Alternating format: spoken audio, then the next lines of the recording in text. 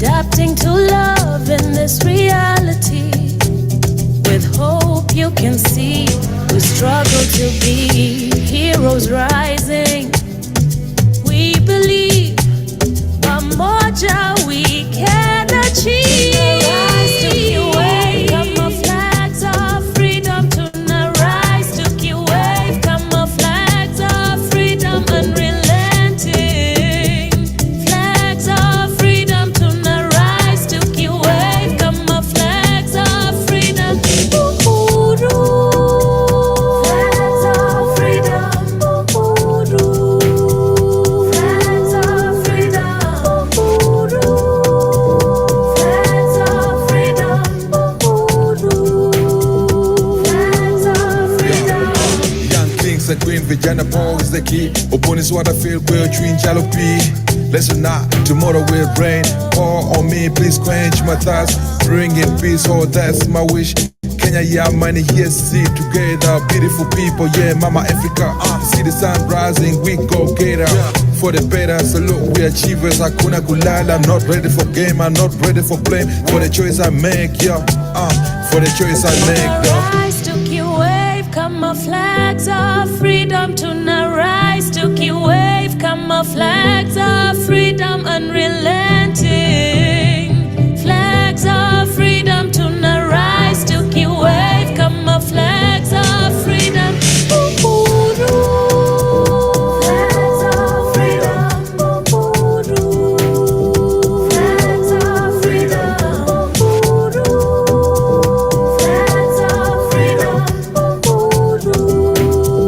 Flags of freedom. MC Benny and I Jane. Peace to the world.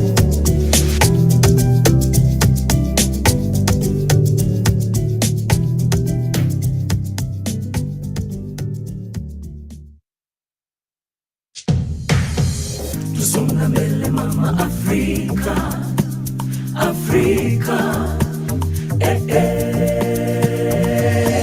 Tusonga mbele mama Afrika, Afrika,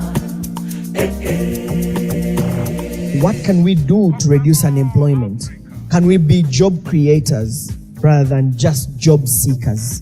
The only business you can go into, whether you are a public figure, or public official, or otherwise, and nobody will trace you or probe you, is agriculture. This is where the ideas of young people can begin snowballing. We need to get into technological innovation. Since 2021, investors have thrown $940 million into technology companies in Africa. So technology is the way to go. It is important that whatever is done at policy level is disseminated to the users or to the beneficiaries. What is your ideal Africa that you wish to have? Africa which supports the youth, because the youth are the innovative and they can move Africa. An Africa driven by business, trade and investment. It's a united Africa, one Africa by Africans and for Africans. I want the AfCFTA to be for the young people and driven by the young people. Buy East Africa, build East Africa. That is the brand we need to put across. That is the song we should be singing as youth. Mine it is Africa that is borderless. I think it's important to start to aim low, to build your business, to have some experience and then be confident enough to go beyond, from your village to the next town and to the region. East Africa is a home of close to almost 200 million people. And if you are to go and design a product, one product, however small it is, you'll be assured of 200 million people. If you are selling that product for $1, yeah, and you are able to get that market, that's the money you'll be able to make. You can make Africa the factory of the world. It is possible. It is a great privilege to be part of this important youth event, and allow me to express his deepest appreciation to you. He's so proud of you, of what you're doing, particularly you lead and the youth present there, but also at the continental level. As we continue to nurture the young people, the young generation, we must acknowledge that they need key technical skills to become more competitive in the process of realizing the African Continental Free Trade Area, and also to encounter various challenges related to financing and ease of movement. I like the idea of having a forum where people from all walks of life and from the various social, economic, and political backgrounds sitting together under one roof to discuss issues of common interest. The Arusha debate will seek to discuss and highlight pressing African issues which would require regional, continental, and global policy attention and action. This kind of focus of the Arusha debate is something I wholeheartedly welcome and support. A successful Arusha debate will add another significant milestone to the Arusha brand. Ladies and gentlemen, let me say that I have no doubt in my mind that you'll be able to deliver the Arusha debates as a world-class undertaking. If they could do it with Davos, you can also do it with Arusha.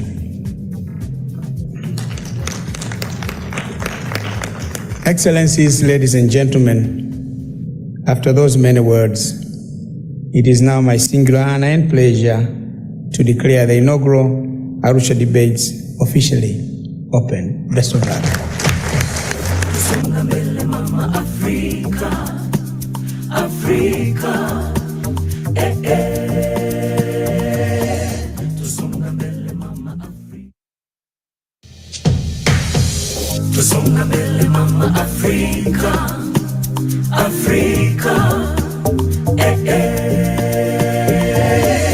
Tusonga mbele mama Afrika, Afrika,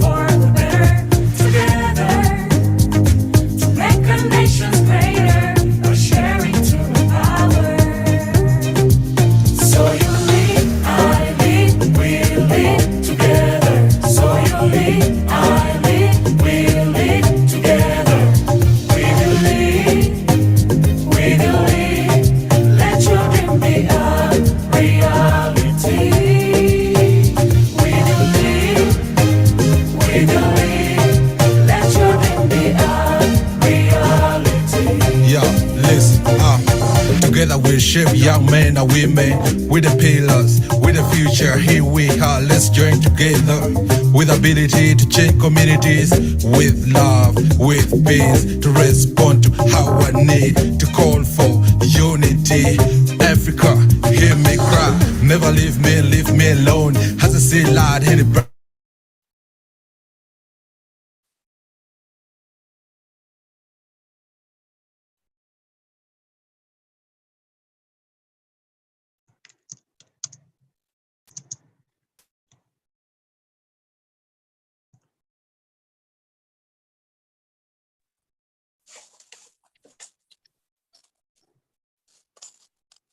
Wow. Am I audible? Please confirm.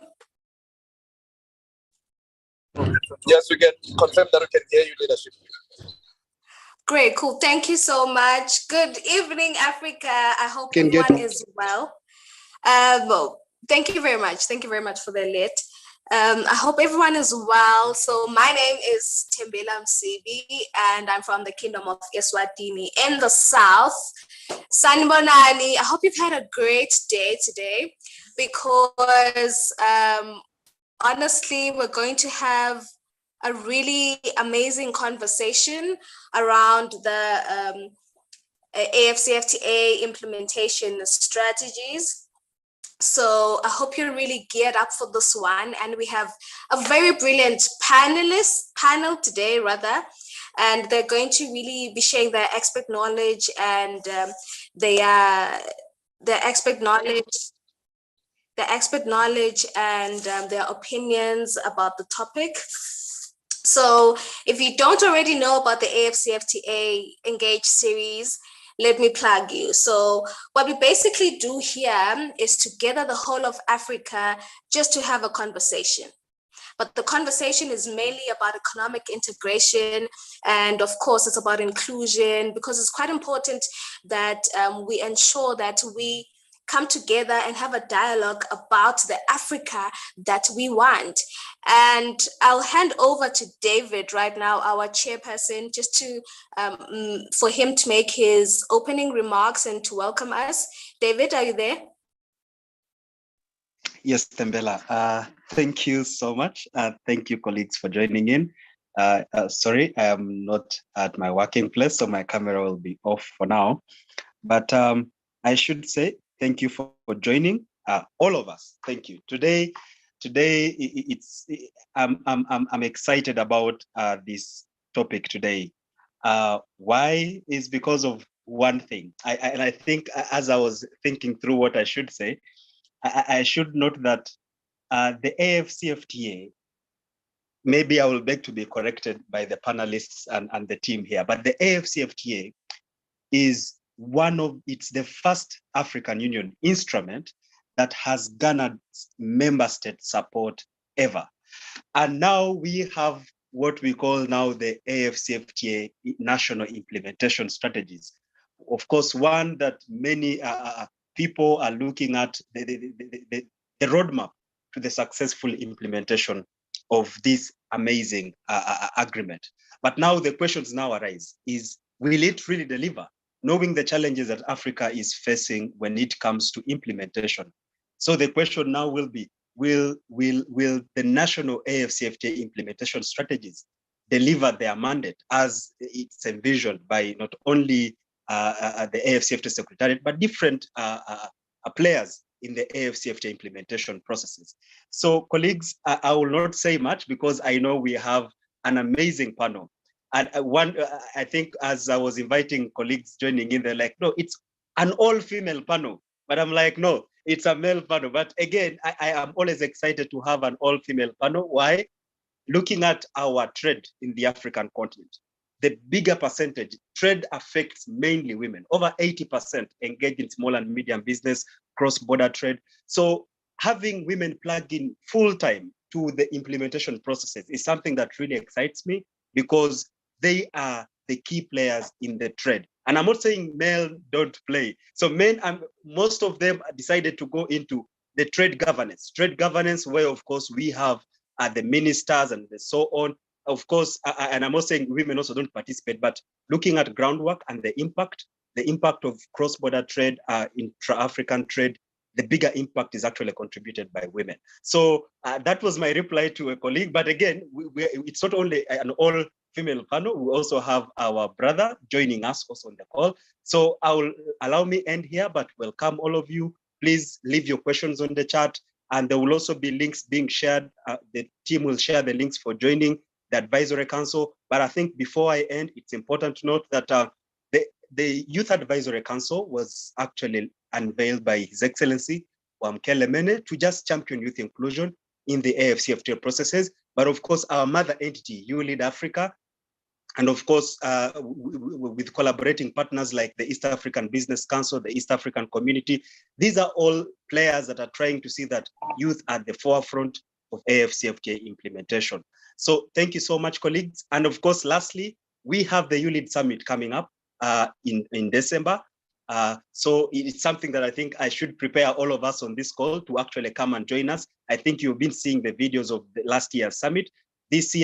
Last year was hybrid. This year will also be a bit of hybrid, but now with the COVID-19, I think we shall be able to accommodate many more African youth and different players. So thank you so much, and let's enjoy the session. Tembela, back to you. Awesome, great. Thank you, David, for the opening remarks. We feel very welcomed, and yes, you have made some really, really valid points, very critical for us to know. And, of course, we have a majority of women on the call, and this was quite intentional, just so we can gauge how much we need to work to include our women in the AfCFTA strategies, and just to hear from their perspective, and also just to gain more knowledge about that. And of course, we have, is it the rose, or are you now the thorn amongst the roses? I'm not sure, Risuna. So you'll just come in and of course, make your submission later on. Let me just introduce the panel right now. So we have Ms. Trudy from Tralak. You must know Tralak. I'm sure we all really get most of our information from Tralak. And then we have Madam Jane from Siatini, Uganda. We have Ms. Palmer from UNECA. She's a trade policy expert. Ms. Trudy is an executive director, as well as Ms. Jane, an executive director at Siatini, Uganda. And then we have Linda, who is an enthusiast, an AfCFTA enthusiast, and of course she supports in the capacity building directorate of the council. And last but not least, we have from the South, Mr. Risuna Maluleke from the Young African Entrepreneurs Institute. And so that's it from from me about the introductions of the panelists. So they're going to come in shortly and just to make their submissions. But I just want to put it out there that, listen, if you must know, I am fresh from an AfCFTA masterclass, and maybe towards the end I'll be able to, or in between, in the middle of the session, I'll be able to share my lessons on the AfCFTA, what I've learned in the masterclass, and things that I want, these nuggets that I want everyone to take home that I took. Those were the highlights of my experience in the masterclass. And I see that I have some of our facilitator, actually Miss Trudy was a facilitator in the masterclass. And then we also have Mr. Adam, who was also a facilitator, and they organized the session for us. So I think they will be glad to hear that I learned quite a lot in the session. So let's get on with it. Ms. Trudy, can you just come in and introduce yourself, please? And then you make a submission about the topic. Thank you so much, Tembela. It's a great pleasure to be here with you to speak about this very important topic. We are now nearing very important developments related to the start of trade under the AfCFTA. So I'm extremely pleased to share with you just a brief overview of some issues related to implementation. May I share my screen, Tembela?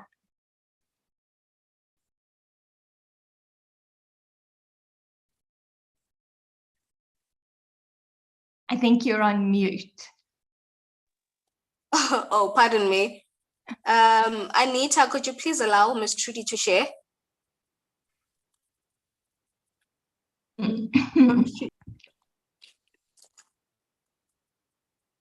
Thank you so much. And I'm going to start off with the topic for our conversation this afternoon, colleagues, because herein lies some very important clues and guides as to the conversation this evening. First of all, we're taking a look at national implementation strategies, how they support inclusive economic growth and development. And the focus on inclusive is particularly important when it relates to trade liberalization, because one of the concerns that we all have over the years of trade liberalization, while we recognize that many millions globally have been lifted out of poverty, it is still the fact that there are winners and losers. And therefore, the distributional effects of trade liberalization are unevenly distributed. And it is often those on the margins, who are the losers, the small, medium enterprise firms, the small-scale women traders, youth entrepreneurs, who are the losers. We need to change that with the AfCFTA. So how do we go about doing that? And for our conversation today, we're focusing on implementation issues. Before we look at some important aspects of an implementation agenda, quite important just to keep in mind what the AfCFTA is. It's a free trade area, the largest in terms of membership after the establishment of the World Trade Organization in 1995. It's also a flagship project of the African Union, alongside a number of other flagship projects. And there are important synergies among the flagship projects as they all add up to our Continental Development Plan, Agenda 2063. So here I've listed just a few. AIDA, which focuses on industrial development, CARDIP, well known to all of us as the agricultural program, PIDA, infrastructure development. And right now, we need to recognize that infrastructure development has to focus on energy and digital infrastructure. These provide new opportunities, but are essential for all kinds of economic activity and have very important development impacts directly through the provision of other services such as healthcare, education, and many, many others. And these are some of the lessons that we've learned during COVID. Boosting intra-Africa trade is one of the key motivational imperatives behind the AfCFTA, because we can do better. And that requires looking at the implementation agenda across the entire continent through agriculture, services, and industrial sectors. We have already, colleagues, achieved a great deal with regional integration, and much of the regional integration has been focused on the regional economic communities, and we know that they will continue. Indeed, we know that they are recognized as building blocks of the African continental free trade area. We will preserve the acquis. We will not undo what we have already achieved, and I think that's important. We also know that the RECs may grow, expand, and develop their agendas. We note recently that the Democratic Republic of the Congo has acceded to the East African community. It is expanding its membership. This is important to acknowledge, and it will continue even when we have fully implemented the AfCFTA. So the longer-term development objectives of the AfCFTA have to be present with us as we discuss the implementation agenda. We want to deepen economic integration. We want to achieve sustainable development objectives for all on the continent. Explicitly now, we also know that the AfCFTA is recognized as a framework for Africa's industrialization. This makes a lot of sense, because unless we expand our productive capacity, our capacity to produce tradable goods and services competitively, we may not achieve the desired development objectives of creating jobs, creating income opportunities, and expanding the benefits of the AfCFTA across the continent. So this is a very important objective that is now being explicitly pursued as we discuss how we can develop, for example, continental value chains. This is just a reminder, colleagues, that we have already achieved a great deal in the AfCFTA negotiations. There is some work outstanding, but besides that, we have negotiated a number of legal instruments, protocols, annexes, and we have expanded the agenda, taking into account the very important challenges that we now face in the 21st century, but also in a post-COVID era. So we have added in what is now known as phase 2, not phase 2 and phase 3 anymore. Let's remember that, a protocol on women and youth in trade. This is absolutely critical. Pure demographics mean that more than half the population on the continent is female, and the median age on the continent is just over 19 years. It's a no-brainer. Without women and youth, the AfCFTA will not succeed. We've also expanded the agenda of initial e-commerce protocol to a protocol on digital trade. Colleagues, this is so relevant and so important. We're looking not only at ordering goods on platforms, e-commerce as an example, but we're now looking at digitally delivered services. What you and I are doing today is part of that digital services delivery. So this is so important for us to embrace, to develop, but also to leverage to achieve the objectives of the AfCFTA. This is just a reminder that the RECs are recognized by the African Union and also in the AfCFTA.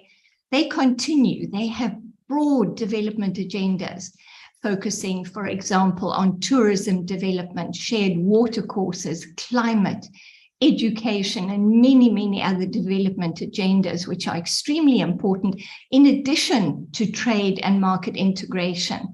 And therefore, they contribute to the overall development agenda of the continent. They are complementary to what we have in the AfCFTA. A reminder, we have 43 countries, 43 member states of the African Union that have now ratified the agreement. So we are creeping towards the full membership.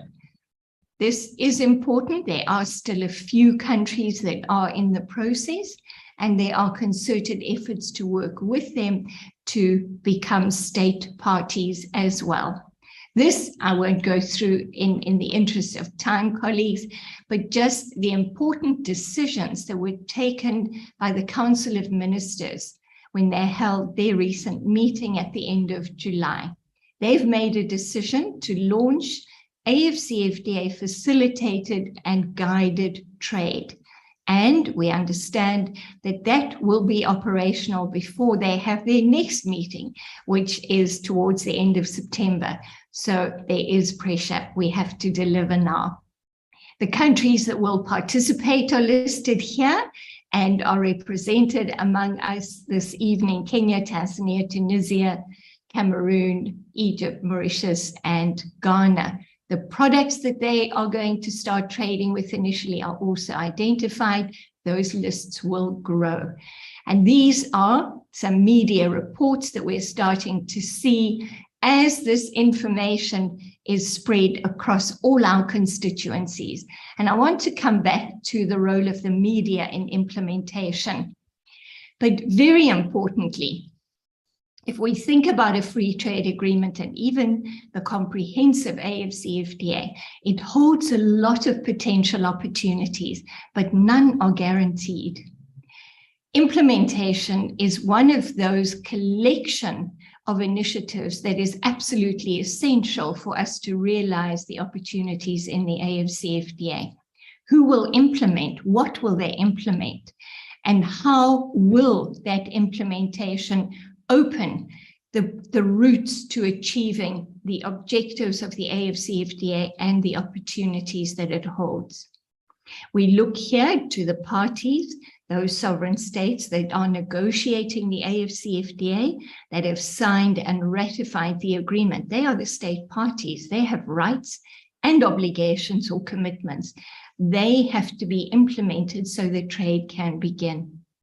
So in a very narrow sense, we really are looking to the governments of the state parties to have detailed, comprehensive implementation plans at national level. So this is really, really important.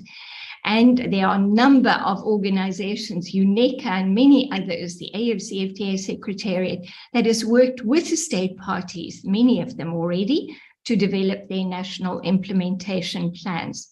So you may well ask, but who within government, or which institutions, government-related institutions, will implement the AfCFTA. It's many of them. When we undertake negotiations, usually it's the Ministry of Trade that leads the negotiations. Our negotiators gather around a focal point. When it comes to implementation, many government departments, ministries, and agencies are involved in the implementation. So this requires not only a comprehensive approach, but a well-coordinated approach. And this is where our national committees, AfCFTA committees, become particularly important as well. So we look at an institutional structure that will coordinate, that will monitor, and that will make sure that implementation goes according to plan.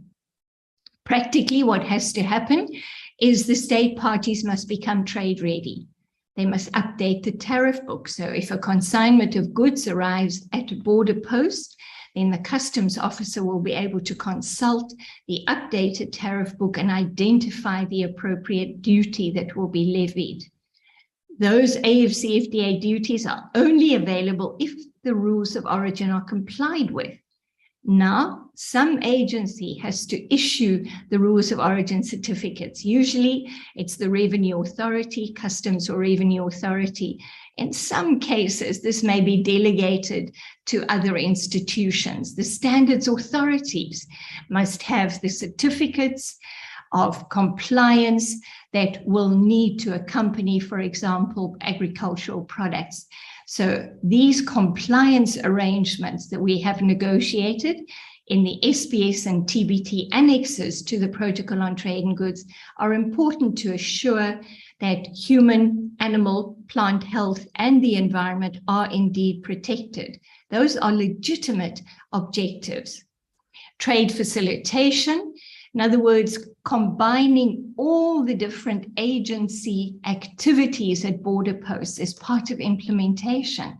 So customs needs to work with the standards authority, the police, immigration, all of those agencies at the border posts.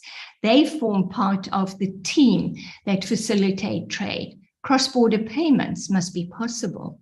Now we know that PAPS has been established already by Afreximbank, but this becomes important because it also requires that our commercial banks are in that particular value chain to support cross-border payments, cross-border logistics, transporters, freight forwarders, all of those agents that play a role in making sure that goods go from the factory gate to the final consumer play a role in implementation. So extremely important to keep that in mind. We have very complex trade value chains and different agents have to play a role and coordinate.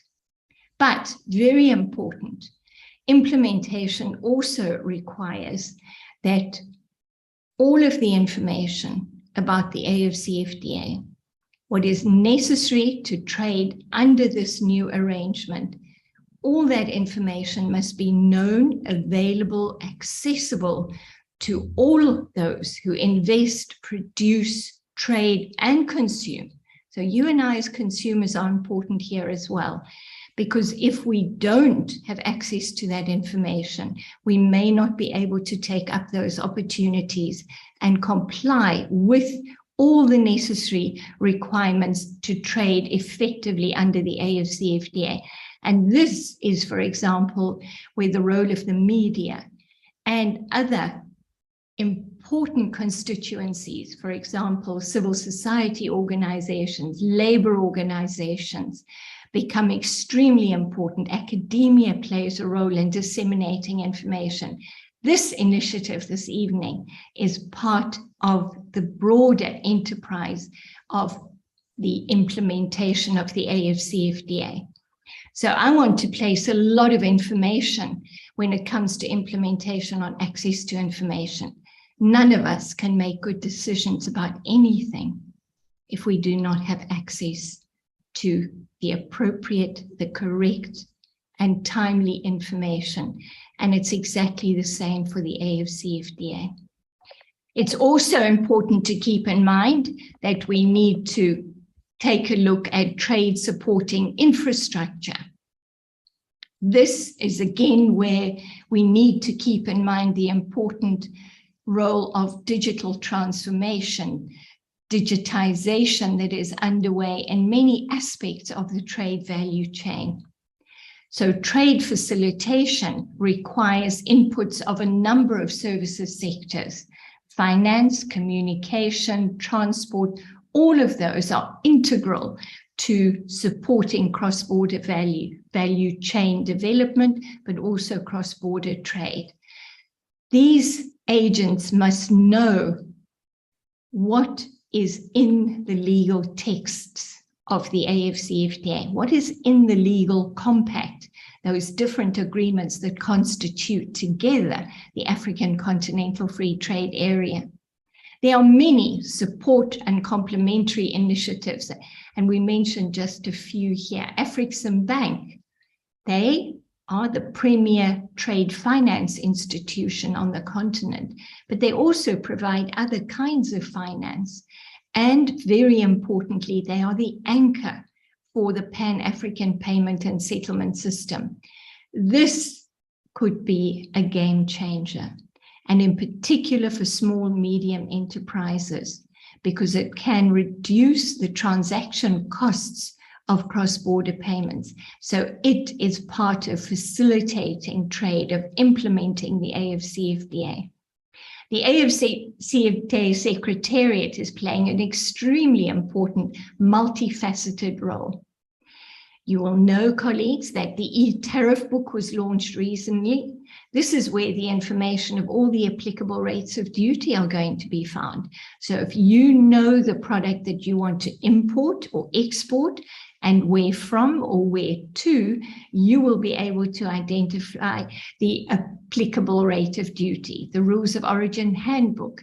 Colleagues, this is often described as the fine print in the trade agreement that can make or break a trade agreement, depending on whether the rules of origin are facilitative or restrictive. So we need to understand what rules of origin have to be complied with.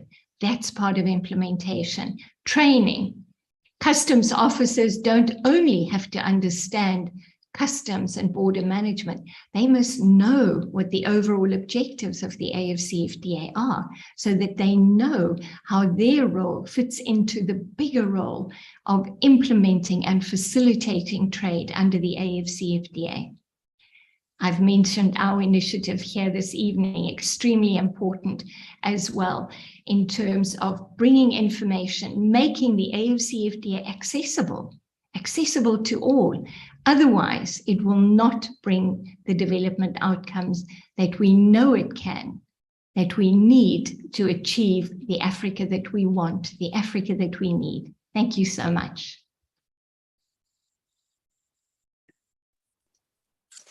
Wow, thank you so much, Ms. Trudy, for such an insightful presentation. And I see there's someone in the chat asking if we're going to have the presentation. Hopefully, we're going to definitely, yeah, that's a nod from Ms. Trudy. Yes, certainly. We're going to have the presentation and distribute it on our social media platforms. I mean, I feel like we really do need to have this knowledge, and it was quite extensive. You know, she took us all the way from the beginning, you know, so we're following properly, and now we know where we're actually at with the implementation of the AfCFTA, even at a continental level. So yeah, phase 2, that's where it's at right now. And I see that I'm being notified that there is Dr. Ife, and she is currently pressed against time, so she could just jump on and make her presentation right now. So she's from the UNDP Africa office. Please take over. Please take over, ma'am. Hi, good evening to everyone. It's a pleasure to be here. And thank you very much to Trudy. Always a pleasure to see Trudy, and I think she's done the bulk of the work. I don't have a presentation, but a question was sent to us saying, you know, what do the strategies do, the implementation strategies, and why are they important? And what must the member states do, the AfCFTA state parties do to realize the things they set out in strategies? So Trudy's done a really great job of explaining the context of the AfCFTA. I'm just going to go through essentially what you might find in a strategy. So when you look at an AfCFTA strategy, what you'll find is an overview of the macro environment. A member state or a state party would be interested in saying, okay, what exactly is my context? Am I a landlocked country? Am I a coastal country? How large is my economy? What are the productive factors in my economy? What is the overarching goal? Is the country interested in creating jobs? Is it interested in diversifying its economy? And so you will find an overview of the macro space. And that's not to say that a country has only one goal. A country will have several goals that it's trying to achieve all at the same time. And the AfCFTA strategy will account for all of these goals. Some would even be goals they're trying to do it now. You will also find a context of the trade structure. What is the country trading? With whom? How much does it get out of trade? Is this trade good for the country? Is it not so good? So you will also see that when it comes from the macro overview, it would go into the trade structure and say, what is the country's placement in trade? And does it want to sustain this? Does it want to change this? At this point, you will also say, what trade deals is the country a party to? So it's probably part of a REC on the continent. It might be even part of one or more RECs on the continent. It might be a part of the World Trade Organization. It might have bilateral deals with some other countries outside of Africa. And a strategy will account for its current trade structure, also in terms of trade rules. Then you would also say, then what does this do for the country in terms of the AfCFTA? What does the country need to do to achieve the AfCFTA? What has it agreed to do under the AfCFTA? And this is where it begins to get a bit more specific, where it says under the AfCFTA, just as an example, a country may agree that it needs to take down certain kinds of investment thresholds so that firms from other parts of the continent can enter the country. And so the strategy would state that, if we're going to attract investment into our priority sectors, then we have to change this rule. So you find that the strategies are also very good to signpost the reforms that need to happen for the AfCFTA to be realized, right? You will also see a financing part where say, how are we going to fund the AfCFTA? If they're going to take down tariffs, if they're going to lose the income from tariffs, how are they then going to raise more? How are they going to invest in the infrastructure? How are they going to invest in the skills that they need for the AfCFTA? How are the firms in that state going to attract investment to increase their production? How are they going to do all of these very interesting things that they need to do to realize the AfCFTA? You'll also find a part on how they're going to track their success. There would probably be a part saying, we're going to do ABC in the next 3, 4, 5 years. These are the thresholds by which we will know that we have achieved all of the things that we've set out to do. And there will be more to this. This is just an overview of what you will find in a strategy. Another thing to highlight is that the AfCFTA is not a trade deal in itself. It is central to the economic plan of the continent. So you will also find in a strategy what trade is supposed to do for the country, for the people, for job creation, for stability, for investment. So the AfCFTA implementation strategy is not just saying, okay, now we've gone and signed this trade deal, now we have to realize it. No, it is how the AfCFTA, how trade with African states is now going to be the incentive or the driver or the linchpin, however you want to approach it, to change how economies work. As Trudy said, we must always remember the points, the premise of the AfCFTA. Simply put, it's trying to change the value and the volume of intra-Africa trade.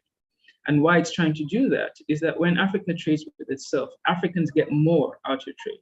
If you look at goods, for example, trade with third partners, countries that are not African, tend to be, you tend to see a lot of primary goods. So I'm sure in your countries, you've heard about the price of something, the price of coffee, the price of tea, the price of oil, things that are not necessarily processed. But when you look at intra-Africa trade, you find more value-added goods, goods that have gone through some sort of processing, goods that have gone through some sort of refinement. But that means that a job someone had to do that, a firm had to apply itself. And so what you find that intra-African trade is a really good incentive to move production on the continent. And if we produce more, then we can create a lot more jobs. We can attract more into the firms to invest, right? And so intra-Africa trade is not just about the trade itself. And you'll find this in these strategies, in that they'll say how we're trading with Africa, how we're trading with, say, another part of Africa, and it might even get specific in that we're interested in importing X and Y and Z, or we're interested in exporting A and B and C to these partners. How would this swap out of trade change our economies? How does it create jobs? How does it encourage growth? How does it improve even tax for the state as well? So the strategies are important to frame the approach of the states to the AfCFTA and to link it to what they expect the AfCFTA to do for them. They're also very important because it's another way to track and say, have they done the things they need to do? So it's a very good tool to also check and see, the extent to which the states are keen to actually realize the AfCFTA and their signposting. The strategies are not only at the states level. You find that also regional blocks are creating their own strategies because, as Trudy said, we're not throwing away what we have in the REX. We're building on what we have in the REX. So there's strategies also with the REX that account for what the member states are doing, that account for what should be done, and account for how the REX as a block can approach the AfCFTA, how they should approach the AfCFTA, and how the AfCFTA, even as the member states implement, how as a block they can preserve what they've achieved on one hand, and yet as a group advance into the AfCFTA. So I'm here still for some time if anyone has anything to ask, but I just would like to say thanks to those who organized and have a nice evening. Thanks very much. Wow, thank you very much, Doc. Now we really have a good grasp of what an implementation strategy should actually consist of. So now I feel like going forward, we could even advise our governments on how, what it is that we want to put into focus in these AfCFTA strategies. So I want us to then divert a little bit and just have a specific focus on entrepreneurs, because they are the nucleus of intra-African trade. And Mr. Risuna here is actually the executive director of an institution that really seeks to encourage and just to advocate for an ecosystem of entrepreneurship that is very conducive. And so I'm going to have him on the call just to give us a perspective from an entrepreneur. What is it that they wish to have? What are the factors that must be standardized in every AfCFTA strategy that will encourage very entrepreneurial and good for intra-African trade? Risuna? Thank you very much, Isabel. I'm just traveling. I'm sorry, colleagues, if you're going to hear background noise. Just traveling for another work commitment as well. And I'm driving now. The network is a bit bad, but yeah, it's just pardon me if you miss or something. But I would like to say thank you to the organizers of this session and speak specifically to our understanding of that. At the center of trade, what then exists is entrepreneurship. That is to say that for us even to begin speaking about trade, we need to speak first about the production of the goods and services that we deem or we ought to trade. And when we speak about the production of those goods and services that we ought to trade, then we need to speak specifically to entrepreneurship, be it from social entrepreneurship, corporate entrepreneurship, and so forth. And I'm so happy and delighted that the panel strategically, as you mentioned earlier, the chairperson and also Mr. Bella, that it's women. Now in South Africa, we're celebrating the Women's Month, which shows or demonstrates the significance that the previous speaker then was alluding to, or the first speaker was alluding to, in terms of more than half the population in Africa then women, and then also now further than it looks into youth. Just to say that it cannot happen for us to have a free continental trade without the existence of both. And often make submissions that when you are thinking about development or sustainable development, we need to think about a young woman who is sitting on a wheelchair in a certain township or village who is African. And that speaks also to the GM report that recently came out that shows that in actual fact, entrepreneurial activity as far as women are concerned has actually increased. And also what is interesting now that brought me to what I'm just going to speak about is the fact that we have an increase in entrepreneurial intention among young people given the high level of youth unemployment. However, in the transition, we then have low rate in terms of entrepreneurial activity. And the biggest question then is when do they die off? How do we ensure that those that have entrepreneurial intentions as young people are able to translate those intentions, or rather in terms of ideation and concept, into sustainable and ventures which are going to drive measurable socio-economic impact in the respective communities that they come from, or the African regions that they come from. But then what is more important also to note for us is the fact that when we say we want to drive at the center of trade, we want entrepreneurship to thrive, new innovation. We are seeing that at the moment in Africa, most of the services that we get to have, the biggest corporates that we get to have are actually, global corporates that are not even emanating from our corners, of the African continent. Then how do we then ensure that the development of a new set of corporates that actually is Afrocentric and approach, and at the center of it speaks to the spaces of, environmental affairs, and then it speaks to the spaces of your energy. South Africa a huge energy crisis at the moment, as we're speaking, where we have constant load shedding, and all those kind of things. And then now also to speak to another element, which is then environmental affairs, and then also social development and efficient government, because we cannot speak about, a continental trade without speaking about efficient government. Because in the national strategy of implementation, it speaks to how government then gets to one, in terms of the guidelines set to guide, countries in terms of implementation. We speak one about the macroeconomics approach, which is more at the policy level, what kind of policy that seeks to, drive entrepreneurship in that particular way. But then also, when we further look into those, we then get to speak about other factors. But the most important one for me, I think, that is going to drive entrepreneurship at the center of this free trade is then when we speak mostly about making resources available. Who then gets to invest into Africa, and at what cost do they get to invest into Africa, and who do they invest on or in as far as entrepreneurship is concerned? And then this is when now we speak about governments actively or proactively even actually ensuring that in their policies or in their approach to development, they provide an enabling environment through investment in youth entrepreneurship, because there's no appetite in the African continent in terms of venture capitalism. And whose responsibility is it to ensure that we drive entrepreneurship, we create an enabling environment for entrepreneurship?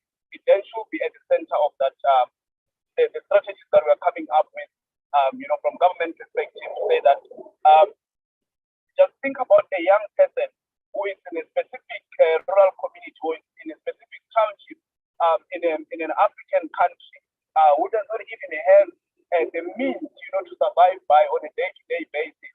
And then now we are going to say that young people must be at the center of the African continental trade free area, whereas we have not created or we have not brought in measures that enable them to actually, venture into business, because the lack of transition that I spoke about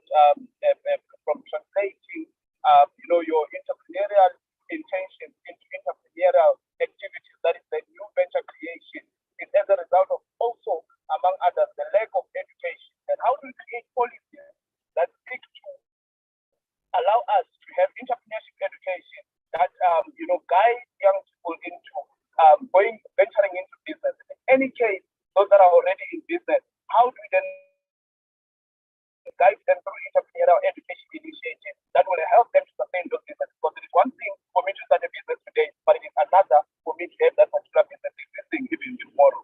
So we need then to be intentional in terms of that element. And then another element, already what I've just briefly spoken to in terms of availing resources.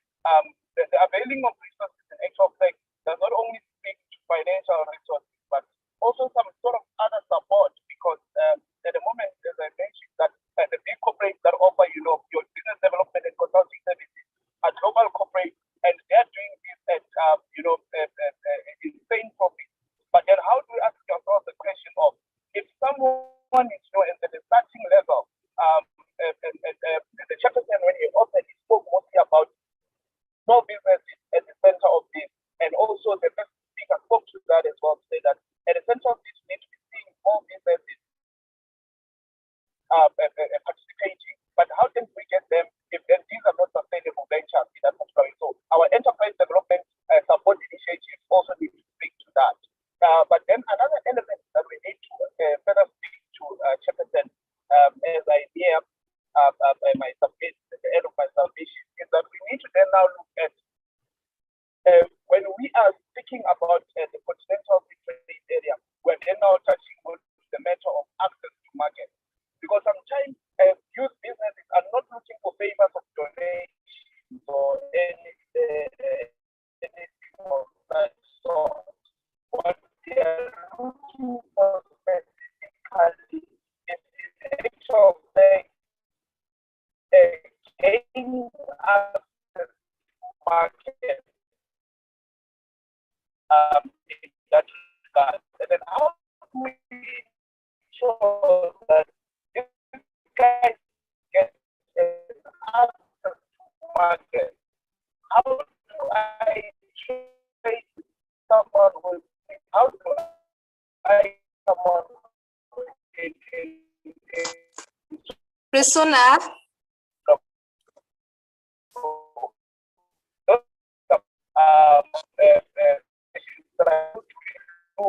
Into education that are going to.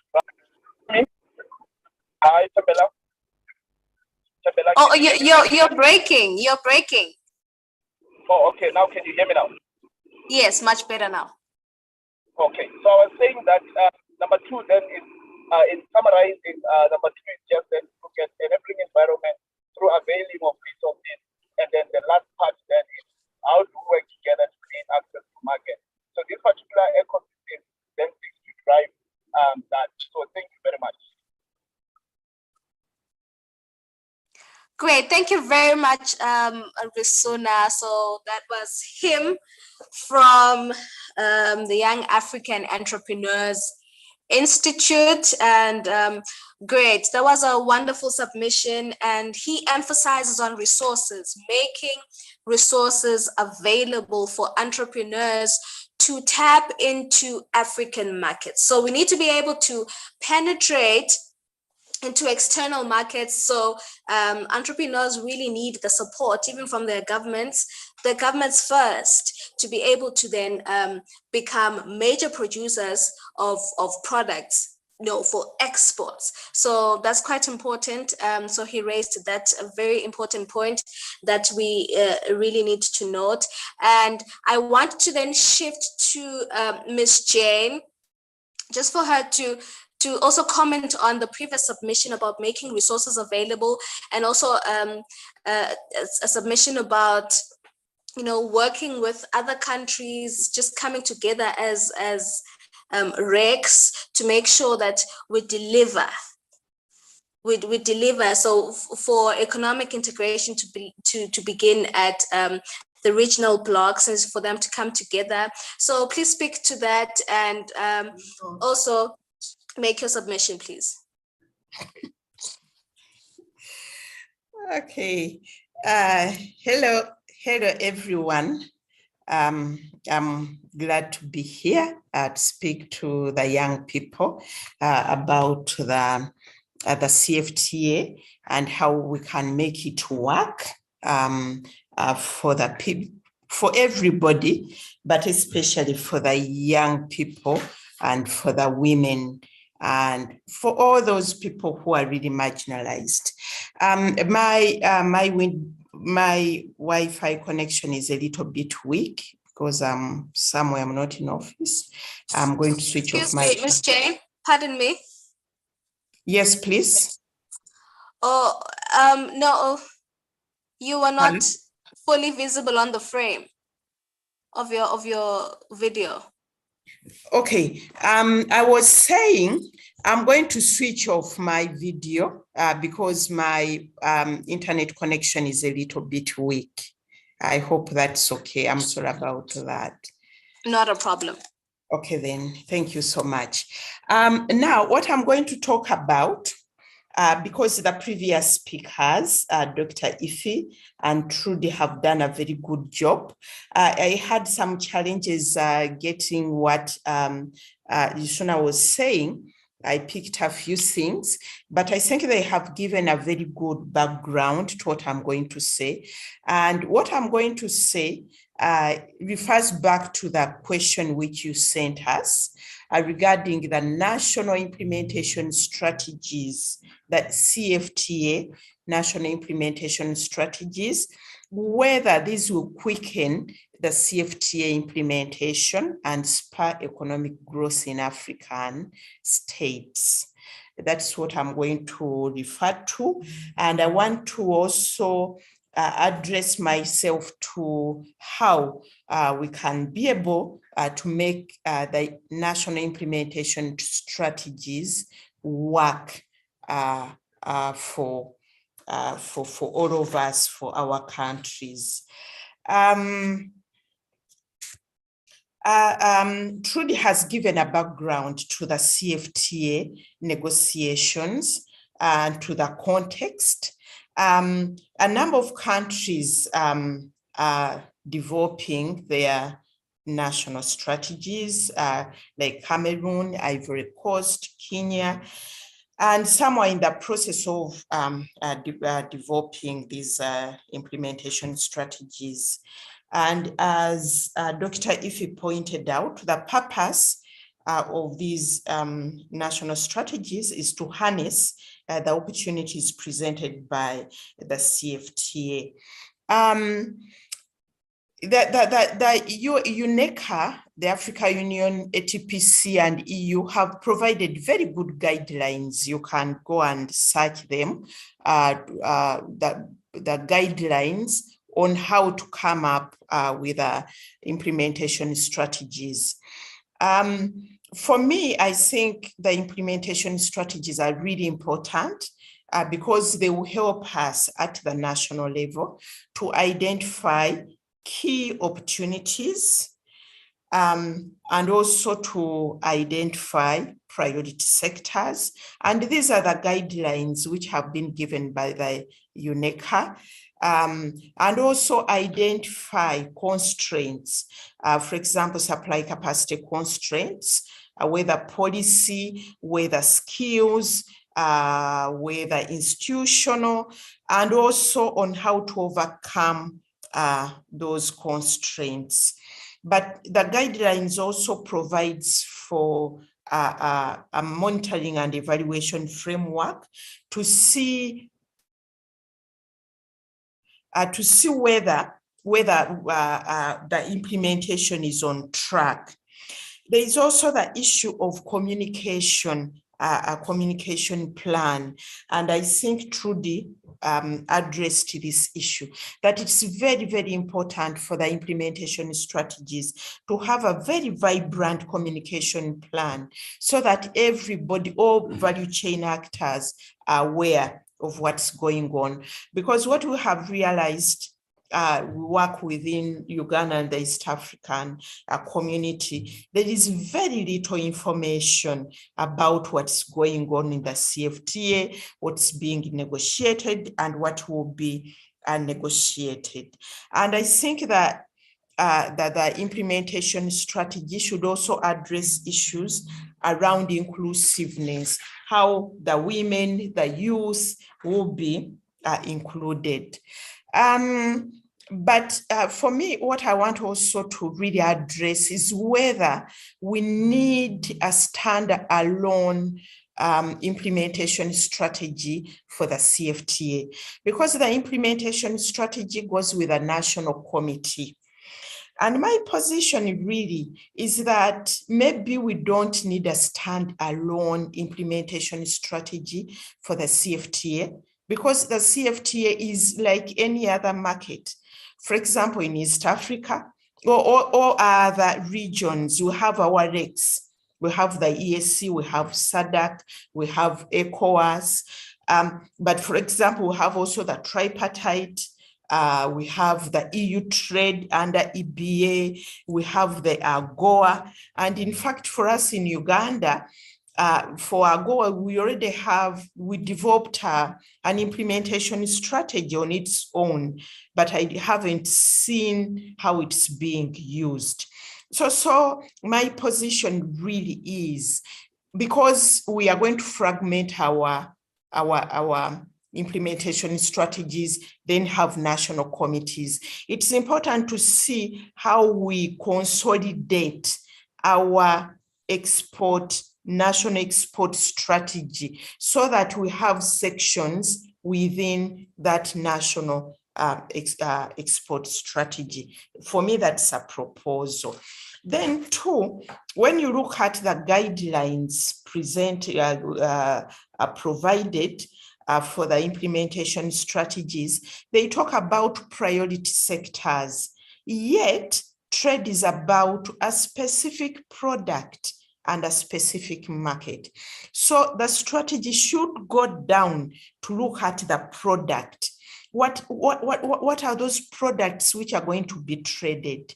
For example, if you are in Malawi, you want to trade maybe with Ghana, what product are you going to take there?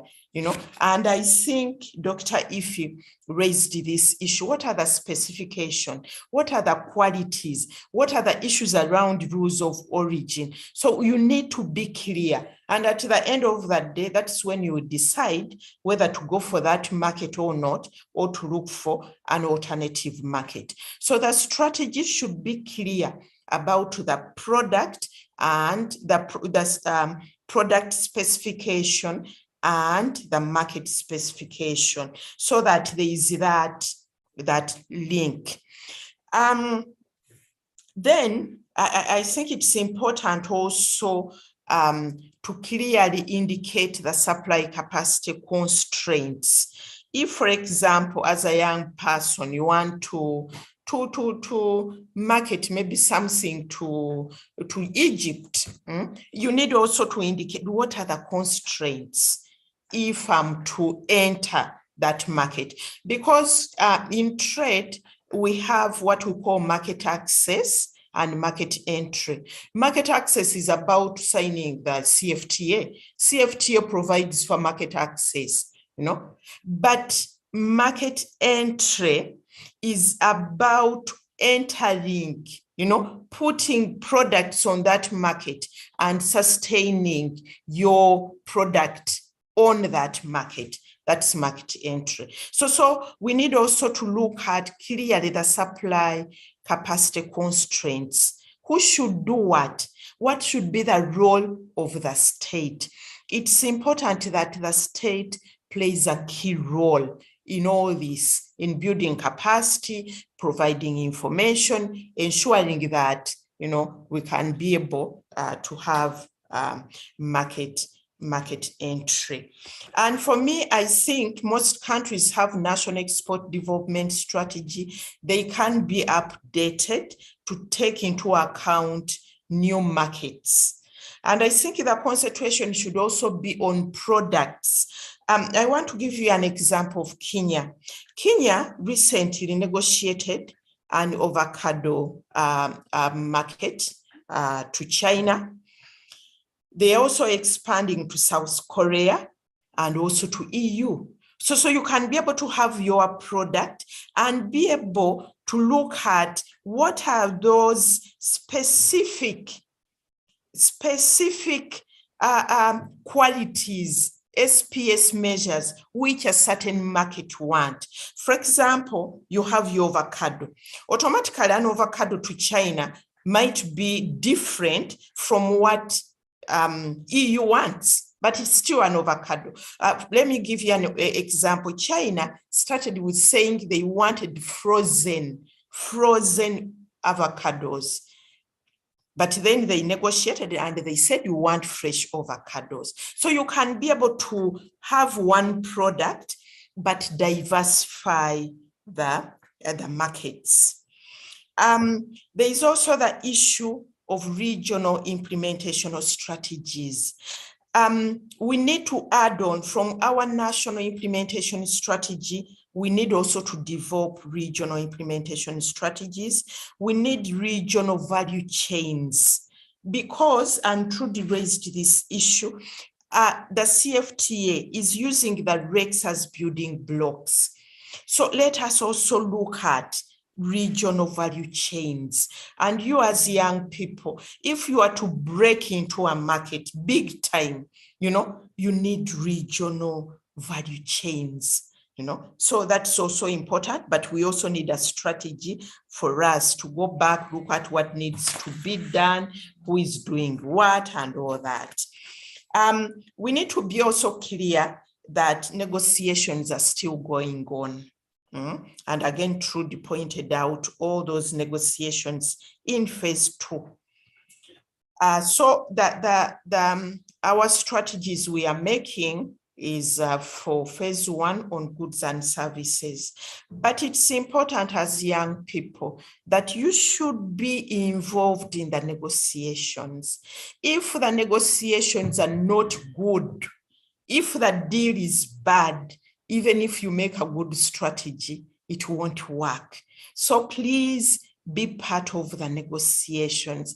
Even for the first phase, there are still issues around rules of origin, so you should be part of those negotiations.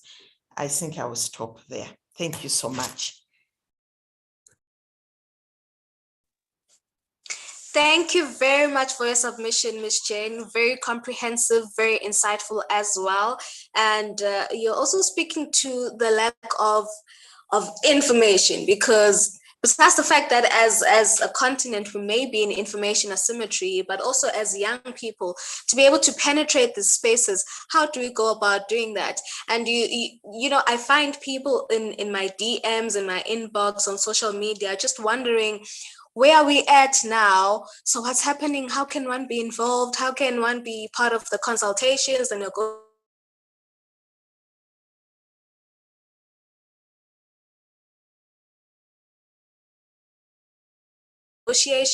There's just that.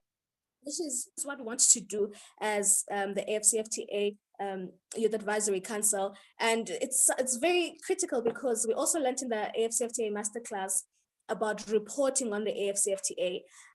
So we were trained specifically as trade journalists to be able to report widely about the AfCFTA so that more people know about it, know where we're at, this is where we're at, the next move is this, so that we can organize ourselves, even as young people, young producers, young farmers, young industrialists, so that we can organize ourselves so that our voice can be loud and be heard in these forums. So thank you very much, Ms. Jane, for that submission. So I'm just going to move over to Ms. Jackie. Please just come in and speak to how we can actually convert this implementation strategy, because it's just a plan. It's just paper. It's just a high level document.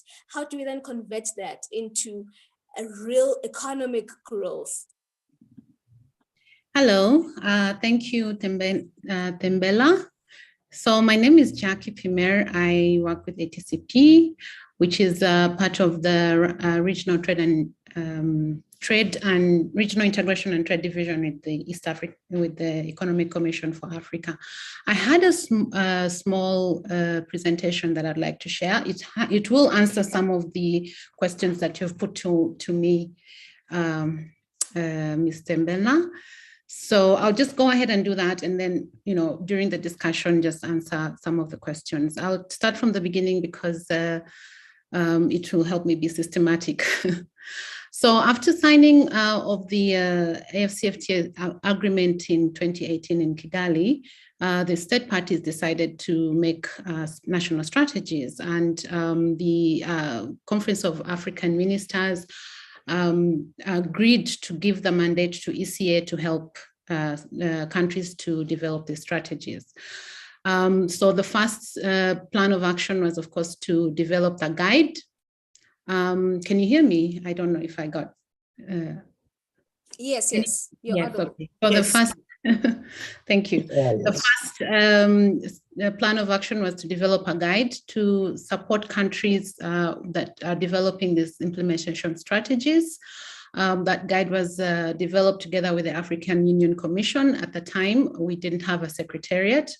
One other document that was developed was a step-by-step guide for gender mainstreaming, which I mentioned here. It's important. I'll tell us a little bit more about what it has. Oops. Okay, so Ms. Dr. Ifi had already mentioned a few things that the strategies have. I will skim through that section, but at this point, let me just highlight some of the things that that we look at when we are supporting countries to develop national strategies. So we do some impact studies, and in these impact studies, some of them include, for example, identifying priority products, markets, new markets, because the AfCFTA at a continental level is about trade diversion, because for a long time, most of our primary export or trade partners are non-African countries. So Europe, the USA, Asia even. And so the trade diversion is to look for internally continental markets, so alternative markets within the continent. And so the impact studies would do that, and also identify areas where that trade diversion could grow the economy. So in value addition, in value chains development, in industrialization, entrepreneurship, and employment, and all of that. So those are some of the studies that are conducted by ECA. We also have sectoral assessments and policy briefs, which we support with. And also with the national strategies, some of the areas that we look at are gender, youth employment, technologies, environment, climate change issues, and urbanization.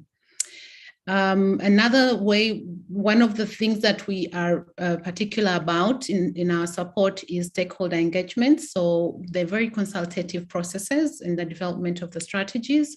We try to be very inclusive, private sector, because they are the main beneficiaries of the AfCFTA.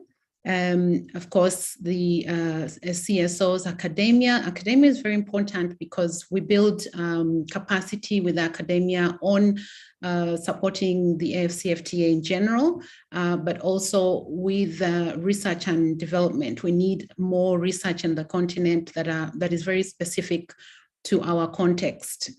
And so that's one of the things that we do during the AfCFTA development. My slide keeps getting stuck, sorry. So this is just a snippet of what we've done so far. We are supporting over 40 countries with the implementation strategies. The first lane has all the 24 countries that have already validated. The second column is about those countries that have validated and also implementing. We're supporting in the implementation of some of their priorities, because the priorities are many. So we do a selection of priorities where we could support the countries to implement already. And then there are some countries that are still in the process of drafting. You can see some of our regional economic communities, ECOWAS, ECA, IGAD, are in their final stages of drafting the strategies. And then we have some countries that are at the inception phase. This means that they have not yet started drafting. Maybe we're supporting with hiring consultants, etc. So maybe this slide is important to show us what kind of capacity we have so far provided to the different countries.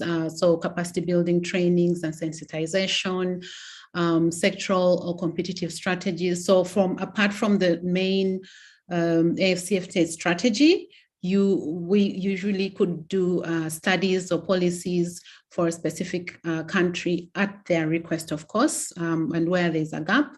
Domestication of the AfCFTA, impact studies, I've already mentioned about that. And this one is important, setting up an operationalization of the the AfCFTA National Implementation Committees. So these are committees that... Is the fintech. Okay, sorry, someone is...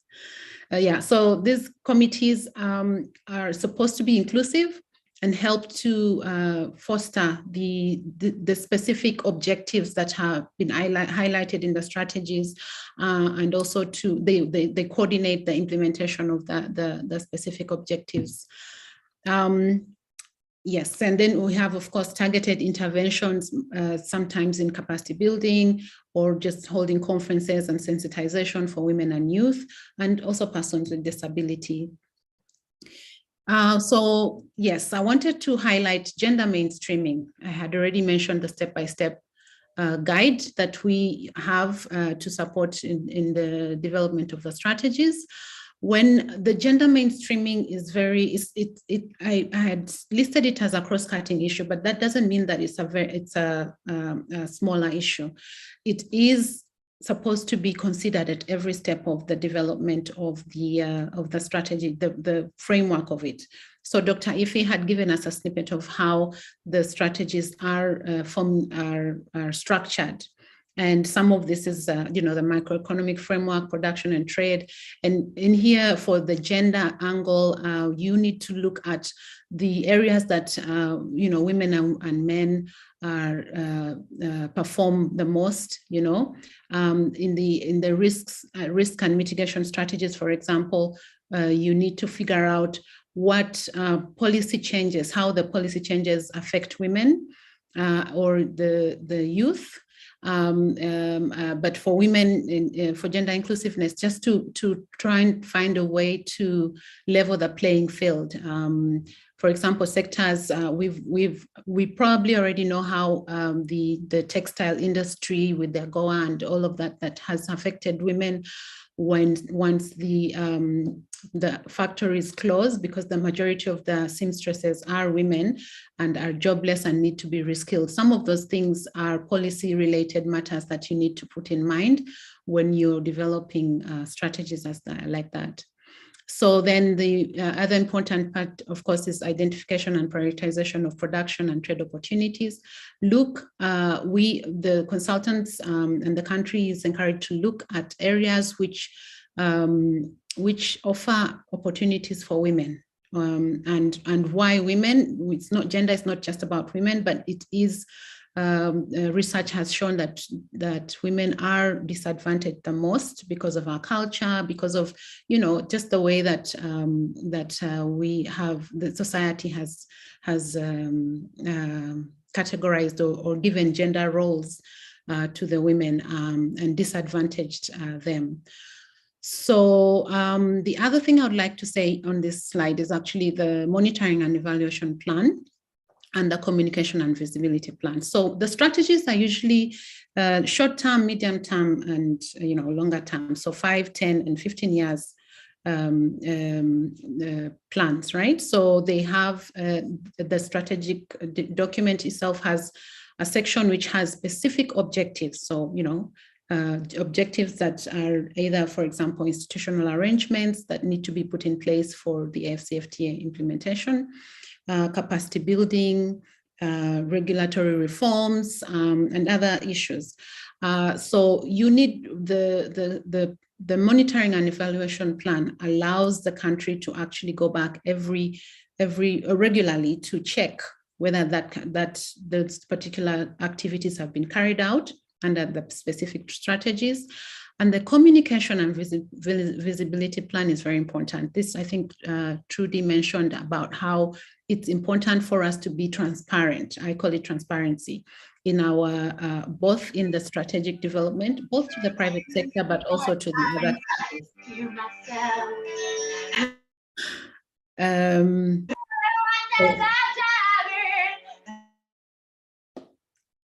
yeah, so the communication plan and visibility plan is important because, I'm sorry, yeah, important because it allows, I mean, it has to be intentional, because communication one way is not very effective. So for example, for women and the youth, you might be more effective if you communicate on social media.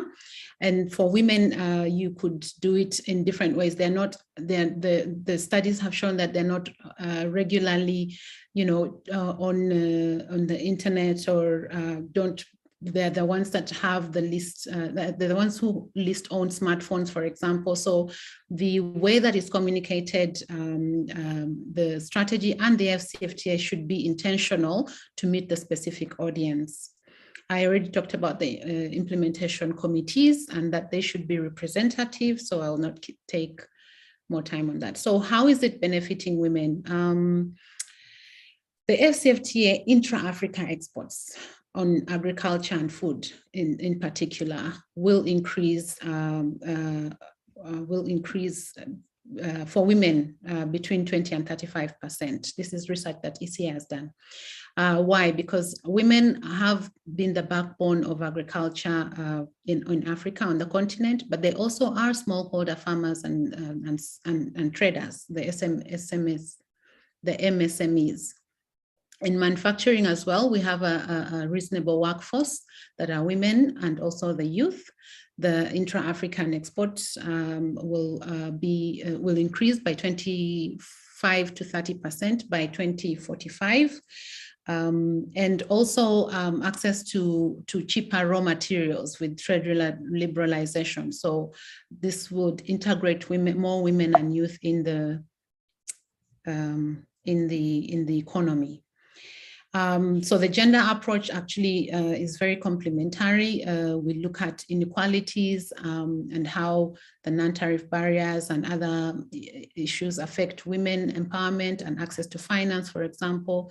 We also look at the sectors that women are overrepresented, informal cross-border trade, small-scale trades, the unbanked communities. Those are issues that are looked at, and that's why gender mainstreaming for us is very important. So apart from the strategies, what else is ECA doing that is actually going to benefit the AfCFTA and the youth in particular? I'd like to highlight some of the studies that we've done. Some of these have already been spoken about, so I'll just gloss over them. For example, these are studies that have showing with or without AfCFTA by 2045, right? So comparisons with the AfCFTA, intra-Africa trade, if it's implemented fully. And you can see certain sectors like cereals and crops and milk, etc. The growth, industry and services sectors will also grow because there are particular strategies that are tailored towards those specific sectors. This is also a slide that would be important for you to see. In 2022, the value of trade is at 100 billion and approximately 15% intra-African trade. If we went without the AfCFTA in 2045, would have about 20% intra-African trade, but with the AfCFTA, it will be 26%. And you can see the sectors, the industry, energy, mining, agri-food, and services. I'll also gloss over these. You'll have this slide so you can see a little bit more so I can save time. This is on country level exports, sorry. And then this is poverty with and without the AfCFTA for specific countries that we have worked in. We also have something that we call the AfCFTA Country Business Index. This is where the private sector consulted because they're the main beneficiaries of the AfCFTA. And we do a cross-section of private sector, SMEs, women-owned businesses, etc. We've done this in 13 countries, and we just want to find out their perception on the AfCFTA and the different obstacles that they face at the regional trade. We also have done work on digital trade. We've done research on digital landscape in Africa. I think we are at 23 countries now. And we just wanted to highlight that digital trade with e-commerce, of course, with the pandemic, it became important, but also for the youth, this is how we trade. The youth is more technologically empowered, and therefore this is a new platform, which is an opportunity to increase access to other markets and other products, right? So it's a very important sector. But there's some of the findings are mixed because of our infrastructure challenges as a continent, but also regulatory challenges. So these are some of the areas that ECA is looking at. Thank you. This is what I wanted to share with you. I will take questions, but I guess some of the issues have already been discussed by some of our presenters, and I'll be happy to supplement. Thanks again. Thank you very much, Ms. Jackie. So in the meantime, I would like for everyone to just reflect, just to think about how you'd want your country's AfCFTA National Implementation Plan to be structured. What is it that you want to be reflected in the AfCFTA Implementation Strategy? And of course, do drop your questions in the chat box and we'll attend to them. We just have one more speaker and then we'll attend to the questions. And of course, you speak to gender mainstreaming, and it also add and highlight the importance of youth mainstreaming as well, because I believe that's smart economics. We cannot then ignore such a huge demographic if we're going to speak about the AfCFTA and intra-African trade. And I'm quite set aback that most women do not own smartphones. I understand that Siri is such a privilege, but most young people are actually tech savvy, and it should interest them that the consultation on digital trade have been ongoing. The protocol on digital trade have been ongoing. So yeah, that's quite imperative to speak of. And to these women who are not exposed a lot to your Facebook, your YouTube, your Twitter, we will go on radio and speak about the AfCFTA and the opportunities that are presented by it, as advised by Mr. Adam, of course. In that masterclass, he says, make sure that you do all you can, but make sure that you spread accurate information about the AfCFTA. And how can you do that? You can, of course, go on Twitter, follow the AfCFTA page on Facebook, on LinkedIn. They're quite active. You can also go on their website. You can also go on the TRILAC page, but make sure it's quite accurate and make sure that you spread this information to your grandmother, to your mother, to your cousins. The AfCFTA must benefit the African community. Okay, so great. I hope you have reflected on how you'd want your country's AfCFTA strategy to be like. But if you have any questions, please drop them in the chat. I think let's go on and have the last speaker, Miss Linda, to just come on, and she's quite an enthusiast. So you can follow her on social media. I think she's going to most probably drop her contact details below, and you get a lot of information from her. And she also dives into the products that are being exported and that are being sold, and you kind of get an interest. Say, hey, Kenya sells this. There are such products from Morocco. There are such products from Nigeria. And that's quite important for us to know. And of course, we're really proud that she's part of the council and is serving as best as she can. And of course, Kenya just launched its AfCFTA Implementation Strategy. So Linda, how excited are you about that one? Please come in and make your submission. Thank you, Thembela. I'm so grateful for this opportunity. I hope everyone can hear me. Yes, you're audible. Okay, thank you very much. Yes, Kenya has been one of the countries, in fact, top countries in Africa, which has really been influential in having its citizens benefit from AfCFTA. And I'll be talking from a Kenyan perspective on the AfCFTA issue. And on this, I'd like to bring everyone on board, especially the listeners, because most of them are young people. You might be there in your country. I'm in Kenya, someone is from South Africa, Uganda, Nigeria, Ghana, and whatnot. Siwe usisikike. Nini yote tumekasi unafaa kumute. Can I go on? Yes, please.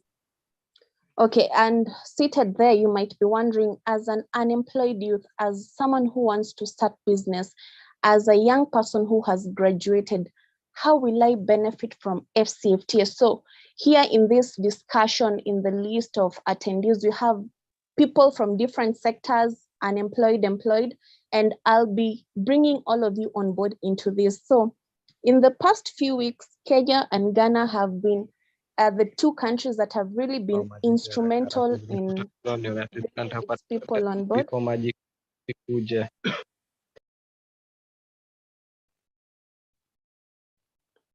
Kenya and Ghana have really been instrumental in bringing its young people as well as private sector on board, because when these negotiations on AfCFTA happen, it's not our governments that will do business, but us, the citizens, are the ones who will do business for. So for the case of Ghana, Ghana launched its National AfCFTA Policy Framework and Action Plan. And for our case as Kenya, we launched our Kenya National AfCFTA Implementation Strategy. I was part of the team that developed the National Implementation Strategy, and I was advocating for youth and women inclusion in our AfCFTA strategy, implementation strategy. So I'll be giving an overview of it. So like for Kenya's case, because I've gone through the Ghanaian one and the Kenyan one, I understand them very well, but since I'm a Kenyan, I'll advocate for ours more. So like for Kenya, we have the executive summary of our national strategy, and we also have our priority sector. So if you're a Kenyan, and this will also apply to most African countries, like for our priority sectors, when it comes to goods, tea is one of the top sectors that we're looking to benefit or capitalize more. Coffee also is there, vegetables, floriculture, fruits and nuts, cat is Mira. We also have textiles and apparels. We also have leather products, handicrafts, which include jewelry, beads, woodwork, basketry, carvings, among them. We also have prioritized service sectors because, as you know, with AfCFTA, we have trade in goods and trade in services. So for Kenya's view, our priority sectors in the services sector is ICT communication, financial, tourism and travel, transport, education, health, recreation, cultural, and sports. You know how Kenya is big in Africa when it comes to sports. So I'll be speaking from that perspective.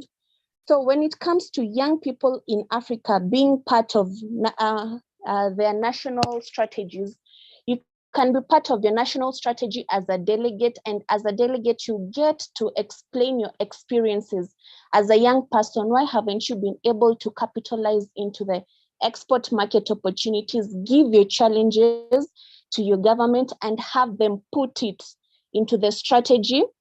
And as they put it into the strategy, they'll also come up with solutions, which will also provide as part of the team, so that the young people, women, as well as SMEs in your country can be able to benefit from. So in the case of Kenya, what we gave as opinions to our government, and they've put as action plans for how the young people, women and SMEs can be brought on board so that they can be able to benefit from AfCFTA. Some of them are like conducting seminars at educational institutions, like going to all universities, colleges, tertiary institutions in Kenya, talking to them about AfCFTA, let them know how they can benefit from it.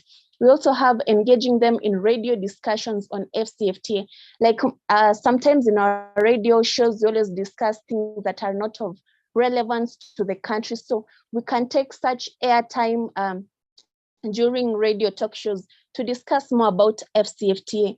We can also utilize active social media platforms like our Facebook, Twitter, LinkedIn to engage with other young people. Like even what we're doing right now through this webinar, it's one of the ways we are engaging young people across Africa to learn more about AfCFTA. We'll also develop skills and include them in the rollout plans of AfCFTA. We want the young people in Kenya to be part of each and every process of AfCFTA implementation, as well as benefiting in this country.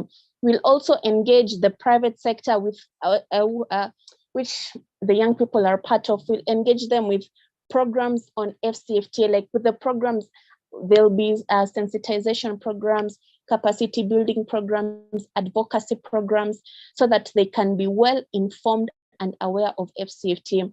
Others will include institutional mentorship programs for youth, entrepreneurs, and traders. We have different sectors of businesses. So if you're in the leather sector, there'll be mentorship programs for you. If you're into agribusiness sector, like I am in the value addition sector, so I'll have mentorship programs that are relatable to the sector that I am in. If you're into, let's say, services sector, you'll also benefit from programs and mentorship that are relatable to your sector. We will identify as Kenyans 4 youth champions on AfCFTA who will be trained on all matters AfCFTA, and they'll be incorporated in all programs so that they can be going to counties. In Kenya, we have counties. They can be going to counties and grassroots advocating about AfCFTA, engaging with young people in Kenya who will be asking questions on AfCFTA, because it's much more better understanding about AfCFTA from a young person or from a relatable point of view, as opposed to maybe being told by someone who's elderly or maybe from the government, because you'll find the information isn't really digestible or understandable to you as a person or to you as an entrepreneur. We'll also institute other programs to build capacity for the youth. Example, the sensitization, how to brand your products, market access, how to profile your products, such like things. We'll also institute feedback mechanisms that will enable youth to share their views, experiences, insights, and challenges on AfCFTA, because unlike other bilateral as well as multilateral trade agreements and free trade agreements, like the likes of AGOA and EPAs, we had a lot of information awareness challenges. And that's why, as we stand here in Kenya, we are in 2022, AGOA will be expiring in 2025. And still, by now, we haven't even capitalized on half of what AGOA gives us. If information challenge is a big problem to Kenyans, then that means we need to tap into that gap, provide information to our youth, women, as well as SMEs, so that they can be able to capitalize on it. And even besides what our government gives us, TRALAC itself is a whole resource. TRALAC has a lot of blogs online on AfCFTA. They conduct like each and every month. You won't miss a webinar from TRALAC on AfCFTA. You won't miss some short courses from TRALAC on AfCFTA. Actually, I'm a beneficiary of a lot of them, and that's why I'm a lot more informed on AfCFTA, because of such information sharing sessions. What's her name? Jackie. Jackie's from ATPC. ATPC also, with in partnership with IDEP, they have good online courses that one can do. You can also go to their platform, do it ITC through the SME Trade Academy. They have good courses also on AfCFTA. You can challenge yourself as a young person to go and do those courses and benefit from it, because there's a lot of information awareness that you will tap into it.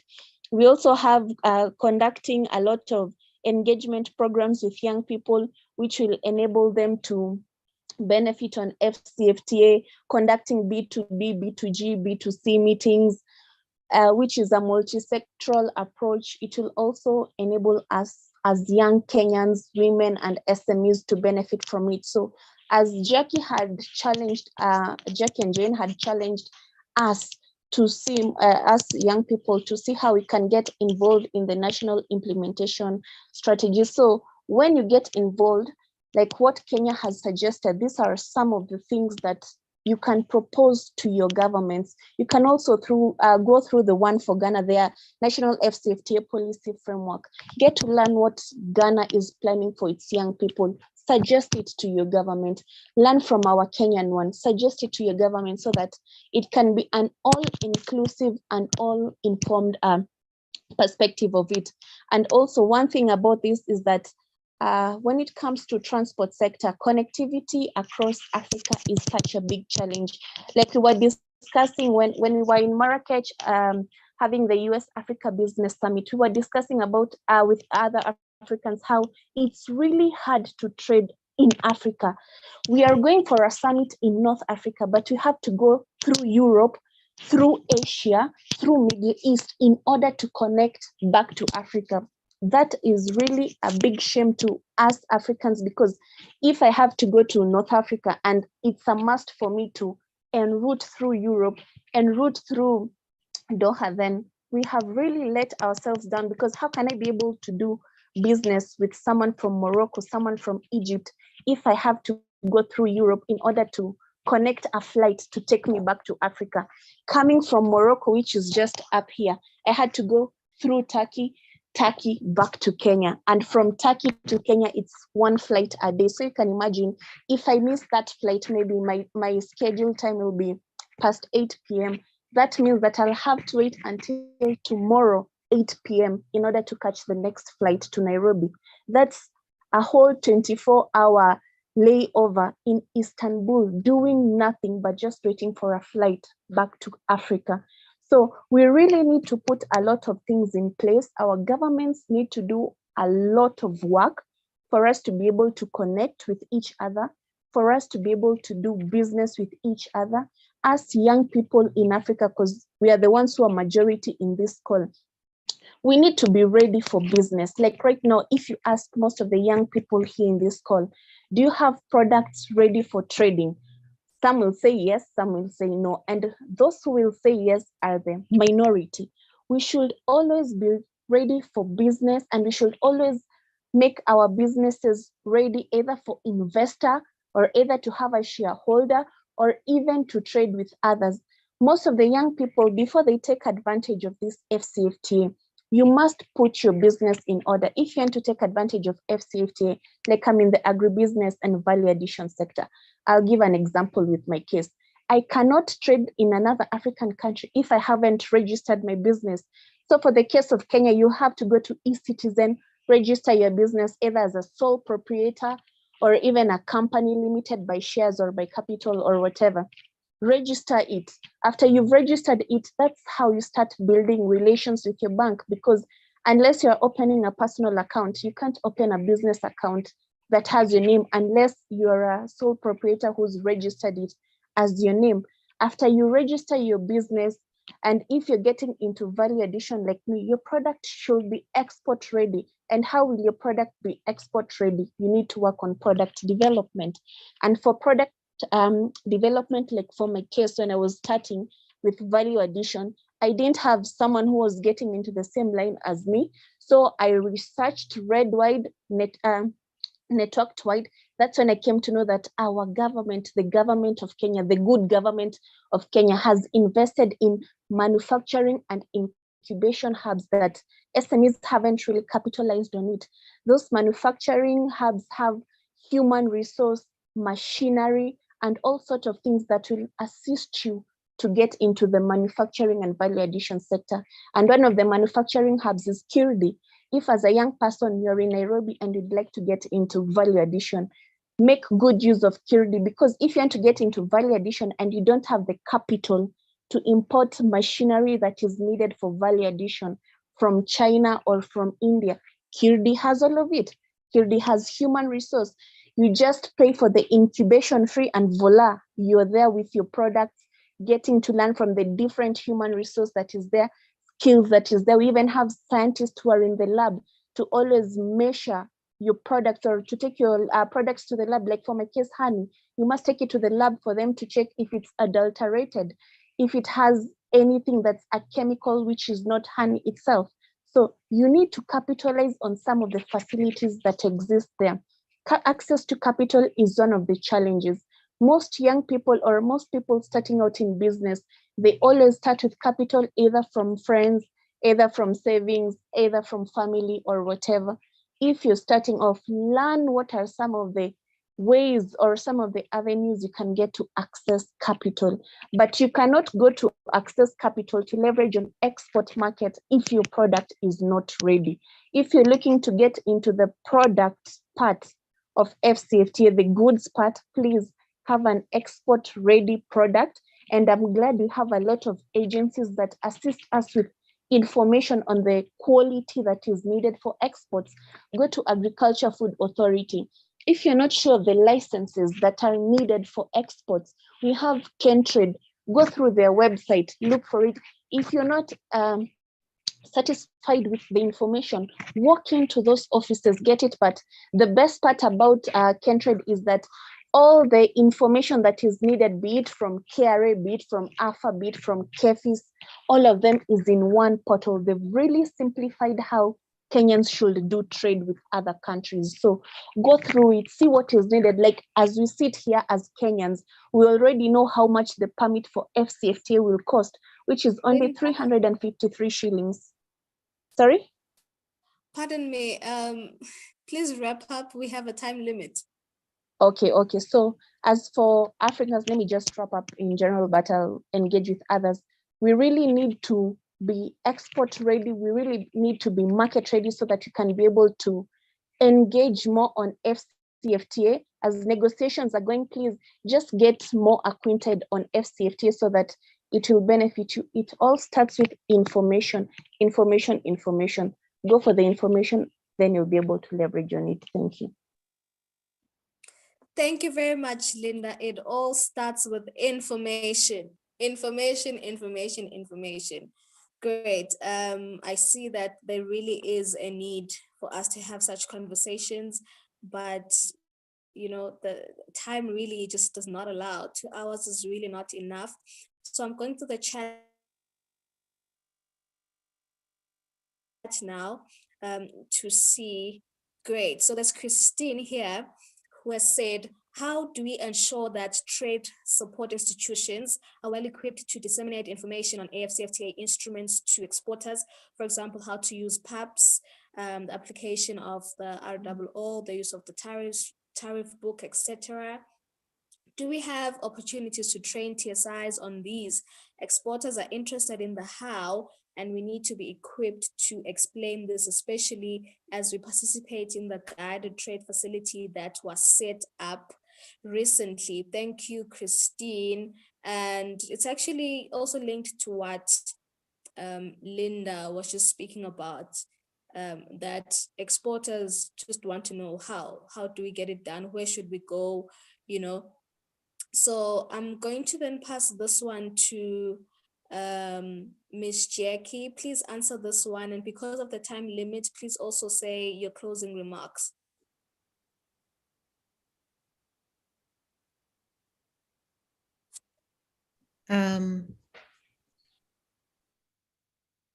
Sorry, can you repeat the question for me? Just one more time. Well, she was asking about if there's an opportunity to train trade support institutions, and because exporters are really interested in how they want to know how they can actually engage in intra-African trade, how can they penetrate into other markets. So they need to be able to get that information from these trade support institutions, such that how can we use the PAP system, you know, such things as that. Yeah, sorry again. Yes, so we have, as ECA, we have provided a lot of support on capacity building, both on the specific issues on the house, for example, and also on the maybe I would call it more policy related or thematic issues. So Linda already explained that we have an organization, a part of the UN ECA organization called EDEP. As we speak, actually, one of the objectives we want to make activate, if I say that, is do modules, specific modules on AfCFTA specific issues, such as trade facilitation, how to get certificate of origin. But what we have done so far has been at country level. So at specific requests, countries will ask, sometimes even associations, because we work a lot with the private sector as well. I've just been to South Sudan where we did a training on entrepreneurship, just basics on entrepreneurship, and added the AfCFTA angle. But those are issues that we have been training already and given support on SMEs specifically. So the requests usually come from the country. And that's how we usually offer that kind of capacity building. But EDEP also does regular online training. So those are the opportunities, and as well as even working with academia. I'll call our colleague Trudy part of academia. They offer TRALAC and TRAPCA, all of them offer very important capacity building skills related, or just knowledge-based products that can help us as the youth. And maybe just as you said, closing remarks, I'll say that one of the things that we need to keep in mind is that even though the national strategies, because this meeting was about national strategies, even though they are a very theoretical products for the country, they need to be activated. So the participation in developing them is important, but also participation post is important. The push needs to come from the private sector, but the private sector will not know what to push for if they're not sensitized. So one of the things that we are focused on is the sensitization and just getting people or different stakeholders, private sector groups, and the big companies, they have the capacity to make this such investigation and look for markets, alternatives, etc. But the smaller companies, the small SMEs, the informal traders, they're the ones who need this type of support the more. So please engage as much as possible. The youth are very important. We are working together with the Secretariat to what one of my colleagues called Nadia is a gender expert, but they're working together with the Secretariat on the Protocol for Women and Youth. We call them ideation. So you put ideas together on what the protocol should look like or have contain, what they should contain. And that's what the AfCFTA is recognizing, the importance of the youth, because we are the youngest continent in the world, and therefore the unemployment rate should be considered, and how to provide more opportunities to the young people who are in business today. So please engage. This is very important. Thank you for having me. And yes, thank you. I'll be happy to come again for another, workshop series. Thank you. Thank you very much, Ms. Jackie, for honoring our invitation.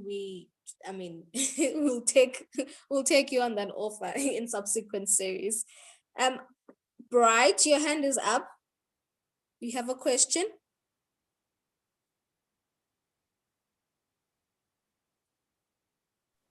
Bright? So actually I had wanted to make a contribution, but I don't know if I still have enough time, if there's still enough time to make a bit of a contribution. A minute. Otherwise, okay, right. So just as Linda mentioned, Ghana also launched this strategic national action plan. And I also just want to add that there is a lot we have to do as a country in terms of youth participation and inclusion in the implementation of the AfCFTA policy at country level. And so as a country chapter of ICWEATA, we are including that in our action plans to ensure that we are able to champion and facilitate that inclusiveness. And since there's no time and I have a minute, I'm not sure I'll be able to touch on the things that I want to mention that should be included in the policy at the national level. But at an appropriate time, maybe I may have the opportunity to do so. Thank you very much. Thank you, Bright. But tell you what, how about we really have a session, just us, and speak about the AfCFTA implementation strategy. I think we might need a part 2 of this one. Thank you very much, Bright. So Bright is our country champion from Ghana. So it was quite important for him to make a contribution because, of course, Ghana has already launched their own. So, Mr. Adam, your hand is up. Yes, thank you. Can you hear me, Thembela? Yes, you're audible.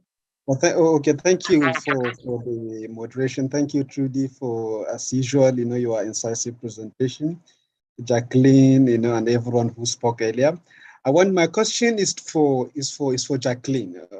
I wanted to know because, like you said earlier, last week we had this very engaging interactive masterclass, which TRALAC hosted and which Trudy and I facilitated. Well, I understand ECA is doing, and ATPC in particular is doing a lot of engagement with stakeholders in the AfCFTA, but I have not seen any such engagement with the media, knowing fully well how important awareness is about the AfCFTA. I would like Jacqueline to please tell us in brief what plans they have got in terms of media engagement. Thank you. We have done some, I've just replied to you actually, but we have done some media related capacity, like really skills training with Namibia, to be specific, of very recent, last year. I'm saying very recent, but they're request based. So a lot of our work, because we're doing a lot of things, we try to prioritize request based interventions. So Namibia last year, when during the validation, just before the validation of their strategy, requested that we do a specific media session to just highlight what is in the strategy, but what the AfCFTA in general is, and that's one of the areas that we have done.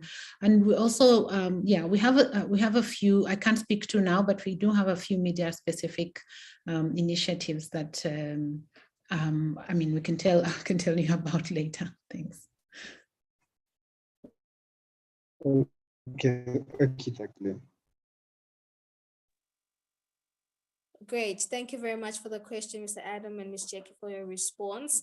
I'd also then like to call upon Ms. Jane to make her closing remarks, to make her closing remarks and maybe to comment on what has already been said and then conclude. Okay, thank you so much. And thanks also to everybody. It has been a very engaging discussion, a very engaging debate.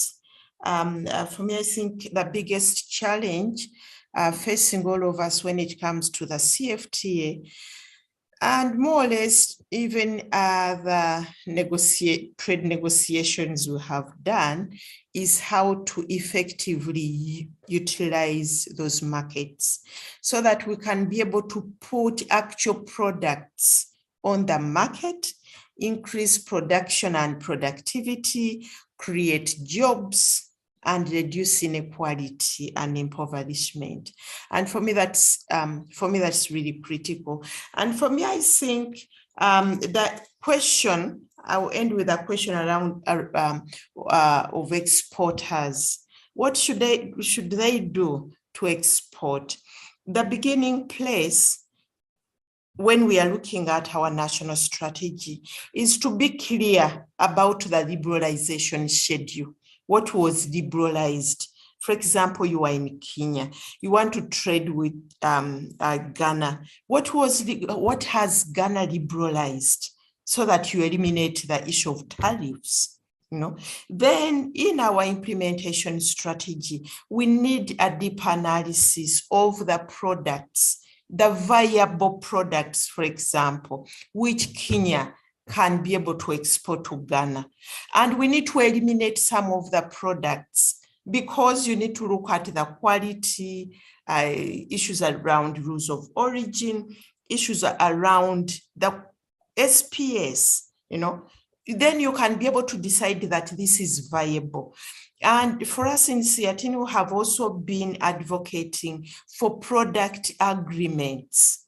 You are a young person, you are in Kenya, you want to send some beads to Kenya, to Ghana, have a product agreement in terms of quality, quantity, design, and all that. And also the money, how much are you buying it, And then, because I think we need to go deeper into practicalities in order to be able to trade. Because trade, as I said, it's about a specific market and a specific product.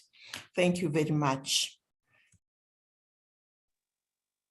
Thank you very much, Ms. Jane, for your submission as well as your closing remarks. We're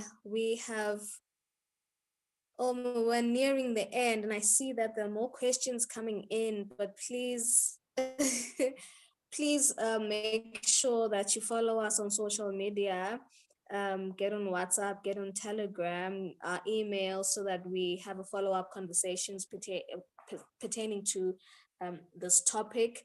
And last but not least, actually, no, we have two remaining speakers. So Ms. Trudy, please say your closing remarks. And I see that you're really an acquaintance to all the speakers who we had in the panel. So please come in and say your closing remarks. Tembela, thank you so much. And colleagues, it's been such a pleasure to listen to so much knowledge already about the AfCFTA, but also the commitment to make the AfCFTA work. And I think we all have to be AfCFTA champions. And therefore, the country's strategies that have been developed, they are really, really important, but we have to keep learning. And as Jane has just reminded us, it's about finding those new opportunities that the AfCFTA is creating, but also creating new opportunities, because it ultimately comes back to decisions by investors, producers, traders, consumers. And we have to keep in mind that an investor is not only a large corporation, it can be an individual, a young person who moves across a border with a mobile phone and connects with other app developers across that jurisdiction. And they buy laptops or one or two. That's an investment just as much as setting up a new factory is, because it all adds up to creating cross-border opportunities, trade opportunities, and that also ultimately will contribute to jobs, to income generation, and to achieving the sustainable development objectives of the AfCFTA. So I think this is a wonderful start, but as we're also listening to colleagues who are in the private space, who want to trade and invest and produce, we have to look at the detail. Where do you get the rules of origin certificate? What documentation do I need? What SPS certificate is necessary? Why? And so on. So I think this is perhaps the first in many conversations that we have to keep promoting the AfCFTA. We're definitely all champions for the AfCFTA. And thank you so much for hosting us all. It's been a great pleasure.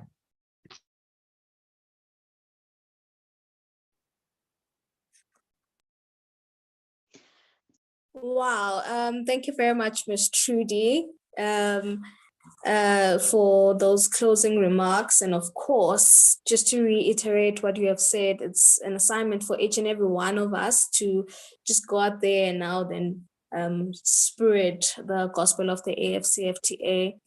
And Linda, a minute to just say your goodbyes. Thank you for this opportunity, and I'm glad to have engaged the young people. What I'd like to tell the young people is to challenge them to own FCFTA. Use your social media to spread information about FCFTA or learn about it. The Africa that we want and dream of will be achieved with us taking part of it. The Africa that we dream of, it is us who will birth it to reality. Let's not wait for a savior to take us to the Africa that we need and the Africa that we dream of. We are the change that we need. Thank you. Thank you very much, Linda. That was a very great submission, very great closing remarks. And I think we really do need a part 2 so that we dive into the practicalities of it, but I apologize to those whose questions we could not get time to respond to. But we're really pressed against time right now, so we need to close off. This is the AfCFTA Youth Engage series, where we gather Africa just to have conversations around the AfCFTA and intra-African trade and integration, because it's quite important to us. We need to have dialogues about the Africa that we want, So this is one of the platforms that we use as the AfCFTA Youth Advisory Council. And we really, really thank you all for coming, and my classmates from the AfCFTA Masterclass, my teachers from the AfCFTA Masterclass. Thank you very much for coming through, but that's it from me. I just did want to say that this series specifically was inspired by the recent launches of the AfCFTA Implementation Strategy, strategies by Ghana and Kenya as well. And of course, I also did need to spread this AfCFTA gospel that, from the information that I learned from the masterclass. And I'm glad that a lot of these things were covered, which we actually did learn. So it has all been said. So that's it from me. Can our chairperson please come in just to say his goodbyes and close off? Thank you. Thank you, Thembela. I actually see colleagues don't want to leave, but every good thing has to end eventually. But I am glad to just tell you that I'm just glad that we've all joined in. I see quite a number of us coming through from all over. Of course, most of us have worked together with Advisory Council. Others are actually looking forward to work with Advisory Council. And it's really a good thing. We are open to partnerships, especially with youth-led organizations, to just keep amplifying the AfCFTA. I know most of the youth organizations are into a lot of things, but the AfCFTA affects every one of us, and it fits in every sector or every activity that we do. So we are open to engaging with all of us so that we can just ensure that this gospel reaches your doorstep. And our target as the Advisory Council is to see that every African youth, specifically starting from the university level, gets to understand the AfCFTA. The issue of unemployment should be a gone story. Why? Because when you come out from the university, the AfCFTA provides you an avenue where you're no longer looking for a white-collar job, but rather exploring your entrepreneurship skills to actually trade. The lockdown gave us that opportunity. The TikTok, the Instagram became that one-stop center that marketed our African goods. So the idea is to see we get these people fresh from university, fresh from secondary schools, in the studying of commerce and so on, to just get an idea of what this amazing agreement is. So that is our target, and hopefully working with, of course, our different partners, we should be able to ensure that every university gets to preach the AfCFTA gospel. So as I conclude, our His Excellency Wamkele Mene was meeting the Black industrialist exporters in Pretoria, South Africa, I think 2 days ago. Yesterday, I guess. Yes, yesterday. And this is what he said. He said that we are under no illusion of the difficulties we are getting in. We are under no illusion of how long it will take. But if we don't take action and create conditions for export and boost intra-African trade, I can assure you that our continent will remain on the periphery of global economy. And of course, that ideally shows us that when we don't fully implement the AfCFTA, we will be at the periphery of the global economy. Africa is the next China. And this, of course, in 2018, we're in Davos, and this is exactly what the MD of the Africa Development Bank stated. He said, actually, Africa is the next China. And that is the fact.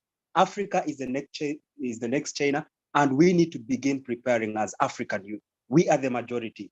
And of course, the Advisory Council is here to ensure that we deliver that. So as I close, lastly, my last remarks is just to remind you, we have the ULEAD Summit coming up in December. I know you will be seeing a lot more of this in our social media handles. So we have it coming up, and we are going to broaden this discussion. We will have His Excellency Wamkele Mene, part of us joining the Advisory Council, and of course, ULEAD Africa in December for the summit. So gear up, prepare your transport to come to Arusha, Tanzania for this great summit that we are organizing. And of course, we will have the discussion on trade again. And I welcome all of us in this call to join in. That we shall be communicating on our social media handles. And of course, we shall also be reaching out to you in your own personal email, since you've already logged in to the council's Zoom accounts. Yes, so thank you so much, colleagues. And let me wish all of us a good night. And let's keep pondering about this AfCFTA discussion. And let's all contribute. Let's all make a contribution. That tweet on your Facebook, Instagram will reach someone. That WhatsApp message about the AfCFTA will reach someone. And of course, any space that you're into, let's have the AfCFTA discussion, and we kill unemployment in Africa. Asanteni sana, and from my side, have a good night. Bye for now. Goodbye, thank you. Bye. Bye-bye. Goodbye from South Sudan. Thank you, everyone. Bye. Bye, everyone. Tembela, I'm sure we'll talk behind the scenes. Bye. Bye. Yes, most definitely.